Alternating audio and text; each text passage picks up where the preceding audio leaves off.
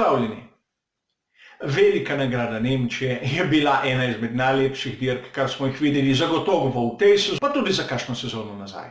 In brez kakšnih velikih sprememb glede pravil, od katerih imajo vsi tolika polna usta, zadosti je bilo malo dežja. In tudi pokazalo se je na progi, kdo je dober voznik in kdo malo manj. Mnogim se je zaprlo usta, tako pri ekipi Mercedes, kot situaciji pri ekipi Ferrari in tudi pri Red Bullu in marsikakšni drugi ekipi. A pojdimo lepo po vrsti. Najprej, treba je priznati vso tehnično superiornost Sebastianu Vettelu. Iz 20. mesta je prišel na drugo. V kaotičnih razmerah, v razmerah, kjer se ni dalo napovedati, kaj se bo zgodilo čez par krogov, a ni važno, mu je uspelo. Uspelo mu je in zaprl je usta vsem tistim kritikom, tako med novinarji, kot med drugimi mediji, elektronskimi mediji, na raznih forumih in tudi v lastni ekipi, ki so ga videli v vlogi drugega voznika in Charlesa Leclerca kot vodilnega. Pokazal je, kaj je tisto ta pravo, kar rabi šampion v Formuli 1. Tisti občutek, da vozi na maksimumu, a ne zleti s proge. To je tisto, kar manjka še Charlesu Leclercu. Manjkajo mu izkušnje, manjka mu kilometrov, a na taki poziciji, kot je bil, čeprav tudi on je imel porazne kvalifikacije, prav tako kot Sebastian Vettel, njih ne tako slabe, oziroma 10. mesto ali 20. je razlika, ampak bistva ne spremeni. V glavnem, v trenutku, ko bi moral on pokazati tisto zrelost, tisto sposobnost in tisti šampionski duh, je enostavno spolzel na mokri progi in pristal v zidu. Nekaj, kar ni storil Max Verstappen.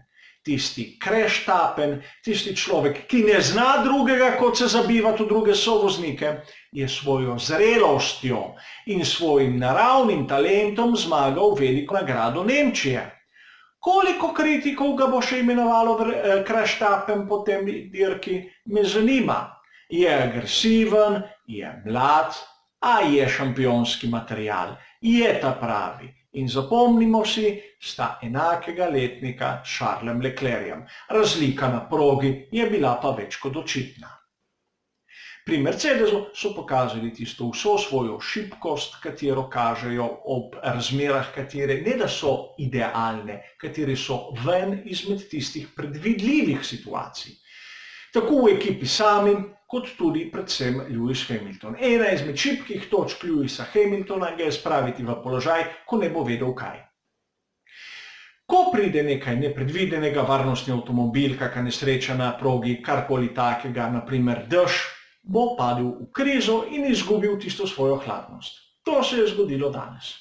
Valtteri Bottas je pokazal spet tiste svoje omejitve. Valtteri Bottas je dober voznik, a ni nič posebnega, ni šampion, ni tisto nekaj več, kar imajo skorajda vsi svetovni prvaki Formule 1. Ne smemo niti Lensa Strolla, tistega Lensa Strolla, ki ga vsi kritizirajo in ga vsi primerjajo z očkovim sinčkom, kateremu plačuje sedež, a dirko na veliki nagradi Nemčije je enkratno. Tudi ruski torpedo Daniil Kvyat je imel dirko za podpisati. Njegove stopničke so zlata vredne in mu privoščimo polno. Carlos Sainz je tudi pokazal, da ni samo sin znanega očeta, zna dirkati v Formuli 1 in si zasluži in dobro obliž na slab vikend sorazmerno ekipe McLaren.